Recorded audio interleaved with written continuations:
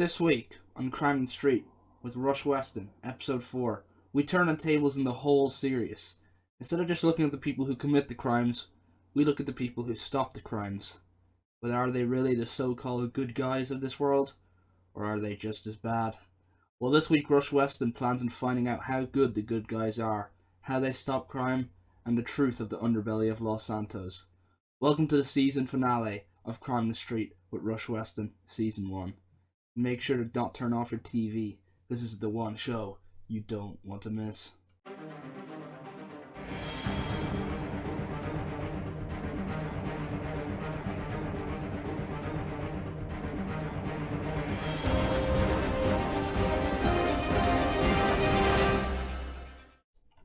So, where else to start other than the famous former Commissioner Bradley Hale? Not only did he have the know-how, but he also had the know-who. If anyone could tell us the dirty little secrets of the criminal's enemy, it could be the man who stopped the criminals in the first place. So let's see what he has to say. So, Bradley Hale. It's no secret that the PD aren't the holiest of angels, but do you have anything to say on them when it comes to corruption?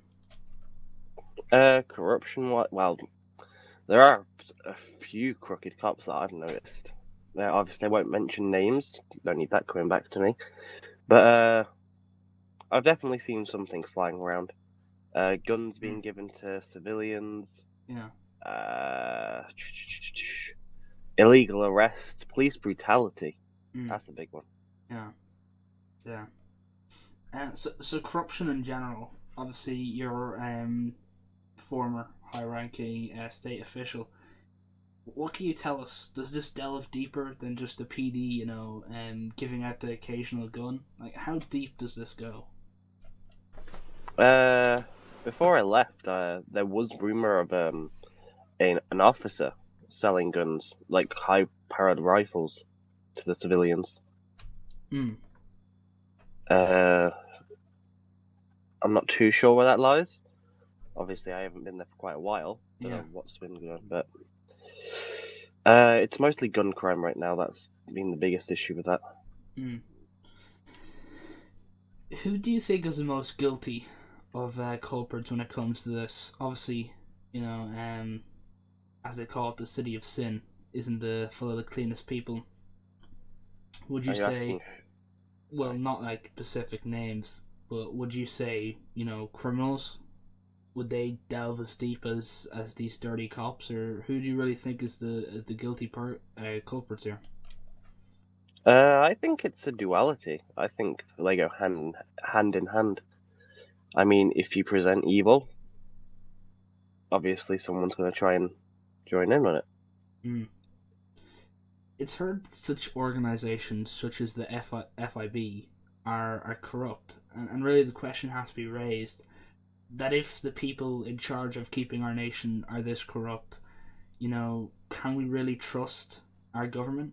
Or what is your stance on this, and what have you heard of the FIB? Oh, I've been very, very close to the government before.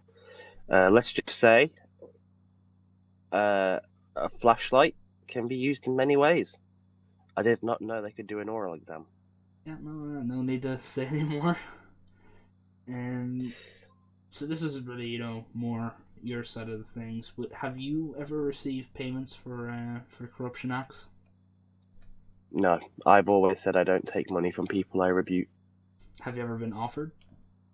Yes, countless times. Countless.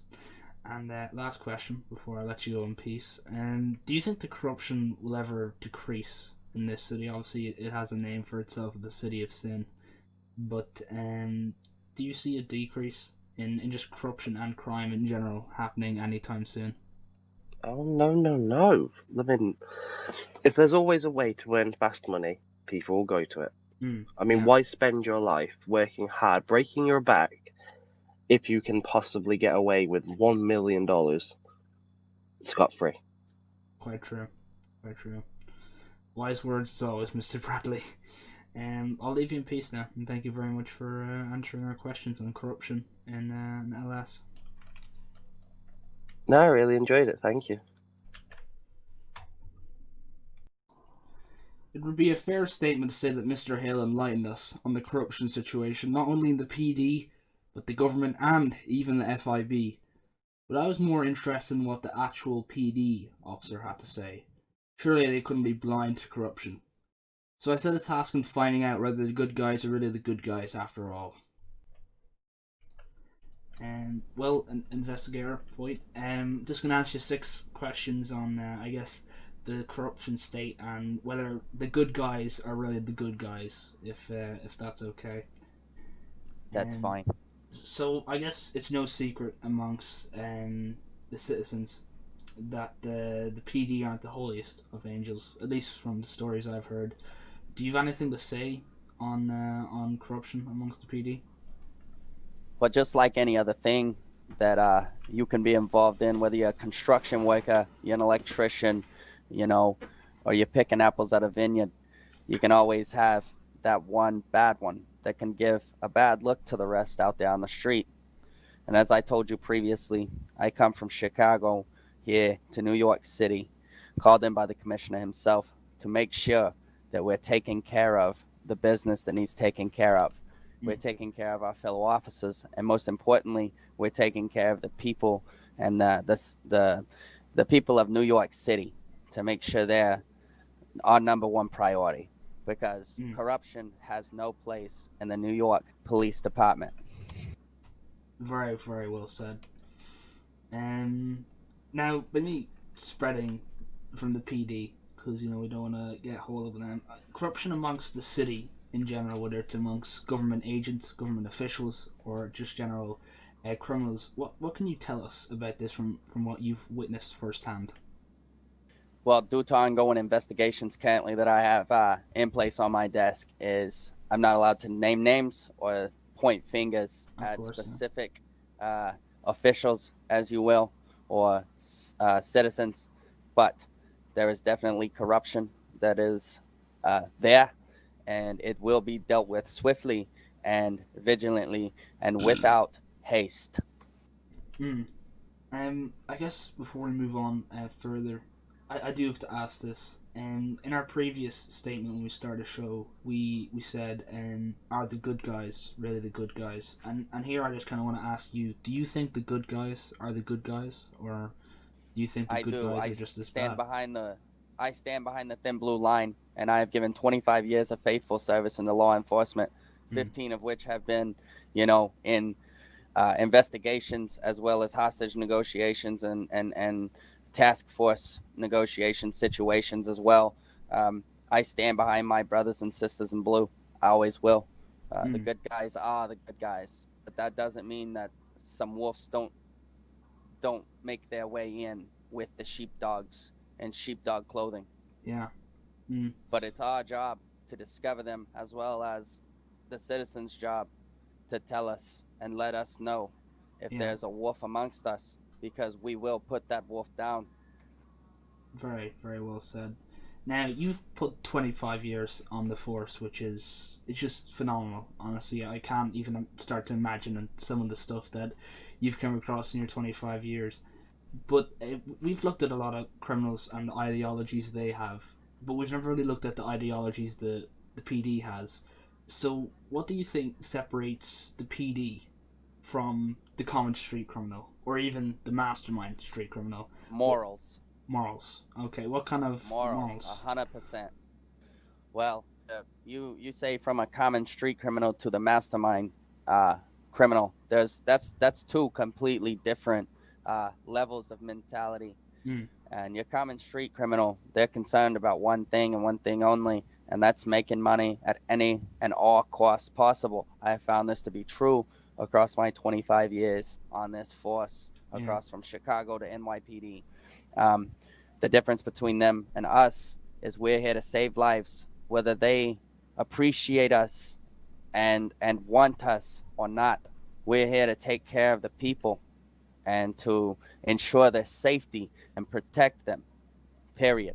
Those criminals are here for one purpose: to make money and kill anyone that's in their way if they have to. The mm, masterminds, as you speak of, or the criminal tops, they they have the purpose of using others, the regular street thugs to do their bidding to make them more money. But Yeah. that's not to say that those leaders also are not just as bloodthirsty and hungry as the other people on the streets. In fact, at all times, at one point in time, excuse me, these people started off, most of them, look at John Gotti, they started off as regular guys, and then they got introduced to crime and lived on the streets and learned their way up to make them the masterminds, as you called them. Yeah. But everyone, even John Gotti, fell. They will all fall, and I will make damn sure they fall in my city. That's very well put. And now, I guess, moving on to a more personal conversation. Have you ever received payments for corruption, or even ever tried? Has anyone ever tried to bribe you? I have had many people, from petty criminals and thugs to names of which I can't release again due to ongoing investigation, and also closed investigations where we reached litigation that their names would be marked from future conversations, if you will, that have tried to get in my pockets. But there's not enough money in this world to buy me. And the only way you're going to get rid of me is either putting a bullet in my head. Well, yeah, that's about it. Yeah, well, that's the way to be, especially on something as morally guided as the PD. Now, I won't take up any more of your time. I'll just give you one more question. And obviously, corruption rates have never been higher in what some people call the city of sin. Do you ever think the corruption, or heck, even the crime rates, will ever decrease in this city, whether soon or in the future? That's a tough question. Of course, everyone wants me to say yes, that the crime will reduce, it'll become safer, and we're going to have this peaceful safe haven of joy and fucking rainbows. But the thing is, as long as they're good guys, they're going to be bad guys. And as long as they're bad guys, there's going to be good guys. So, what I answer to that question is the New York Police Department will do our best to ensure the safety of its citizens and everyone within this city. It doesn't matter if you just shot at me and I put you down like a dog in the street. I will do my best to save your life and ensure that you live a better life from that point forward. Our rehabilitation programs through the state penitentiary and through other resources we have are put in place to ensure we get criminals off the street and get them into real careers. Because a lot of these guys start off in fatherless homes or motherless homes, and they end up having no other option but to run into crime. Therefore, with the fatherless rate in homes being the highest it ever has been, we're looking obviously at a highest rate of criminals, as you will. So we also have community outreach programs to ensure that fathers are staying with their children, mothers are staying with their children, or we're putting them with families that will love them and guide them and put them on that right path.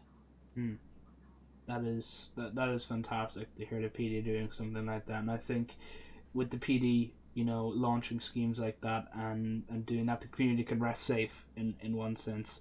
It has been an absolute honor to talk to you, Investigator Foyt, and hopefully Thank you. This is the first of many conversations. I want to thank you for your time. Look forward to it. And we'll talk later. Yes, sir. You don't get them like Investigator Foyt anymore. You certainly don't. And it's quite sad in one sense. We've already talked to 2 officers of the law who've revealed some non-shocking but bad facts. Not only do the PD get bribes, some of them even take the bribes. And it's pity that officers like Mr. Hale and Mr. Foyt aren't more common. But let's not get caught up in the drama of the PD. I want to dig deeper than anyone else has before. And for that, we needed to go to another level of the law enforcement. The FIB. So I want to thank you very much for being able to talk to us today, because I know as an FIB agent you're extremely busy. Now, just to give you a bit of background on what we're doing, we're kind of discovering corruption in the city of the great city of New York, as I say. And while on our adventures, we had heard a little bit about how the FIB is not the cleanest of angels. What do you really have to say on this? Have you ever witnessed like FIB corruption or just biased amongst FIB agents? As in every career path there's always the people that favor other people.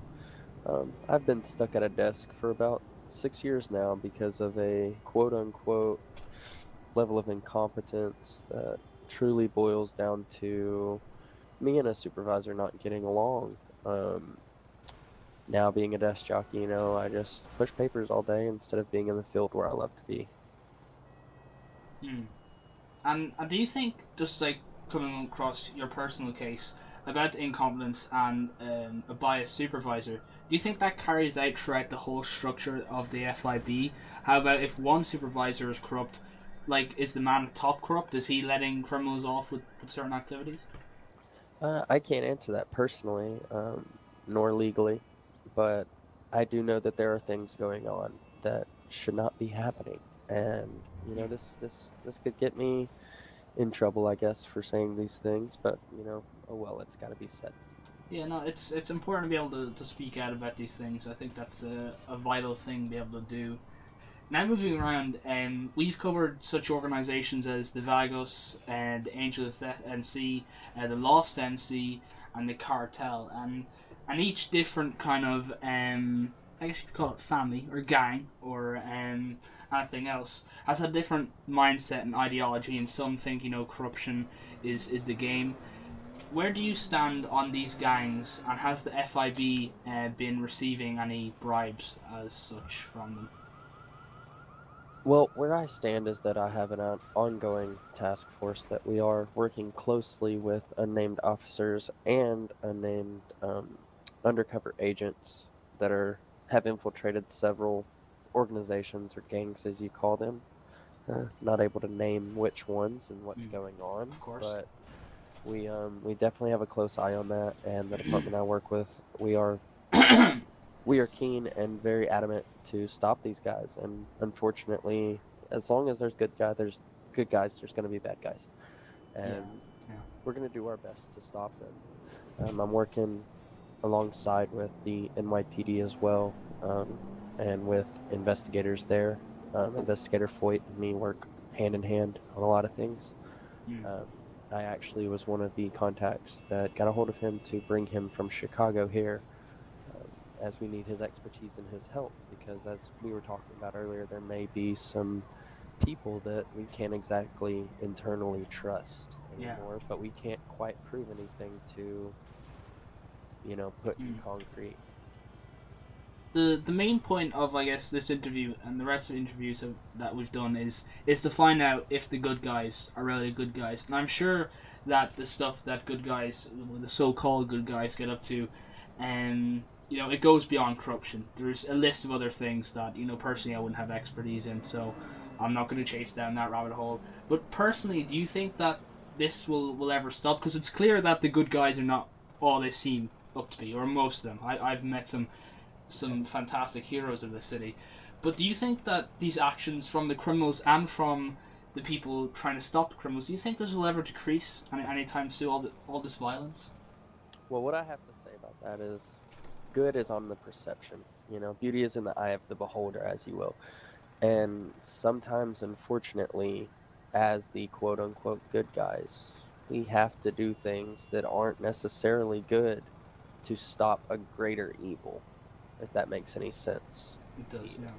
It does. I mean, if you think about the Marvel Universe, to stop Thanos, they had to kill him.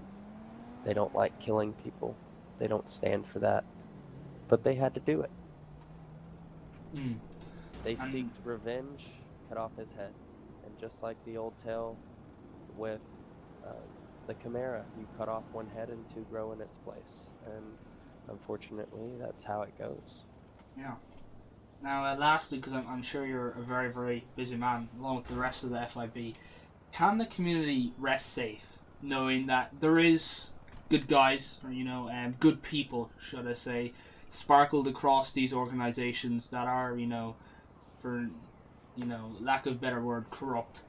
Can the community rest safe that knowing like guys like you, guys like Officer Voigt and Officer Hale, can they rest safe knowing that you guys are on the job? I say that the city and the citizens can rest as safely as they put their mind. There's always going to be a guy that could kick down your door. There's always going to be someone that could jack your car. There's always going to be someone that could kill you in cold blood for no absolute reason. So the thing is it's all in your perception. You can live in fear or you can live prepared. And I'm a Second Amendment supporter all the way. And I believe our citizens need to be armed and be ready for in case anything like that happens. But don't take the law into their own hands as much as just protect themselves and their family. Very well said. And once again, thank you for this wonderful interview, and hopefully that the city will see a decrease soon. I'll let you Yes, go sir. now, and thank you very much. Thank you, Mr. Weston. How I even got talking to the FIB, I still don't know. But the important thing is that it was a productive conversation where he found out some dark stuff. Corruption, bribery, and even the highest of law enforcement members being the not so good guys. We could look at these guys all day and see the bad side of things, but the truth is that the good outweighs the bad. Throughout every bad apple, there's 10 good ones, and you can rest safe knowing that one day, the real good guys will rise to the top and change things for the better. This has been the season finale of Crime the Street with me, Rush Weston. We've discovered all about the so-called good guys and who they really are. Either way, have a good week, stay safe, and this has been M Radio and Out of Work, RP.